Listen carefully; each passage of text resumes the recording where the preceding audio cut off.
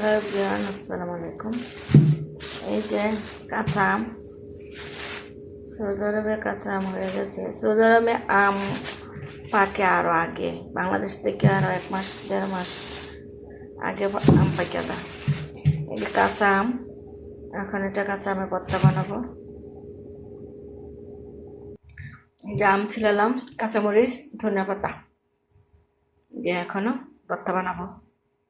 যে এখানে আমটা মানে কুচি করলাম, একটু টমেটো ছিল, একটু টমেটো দিলাম, আর এইখানে কাঁচামরিচ, লবণ, ধনে পাতা, একটু চিনি।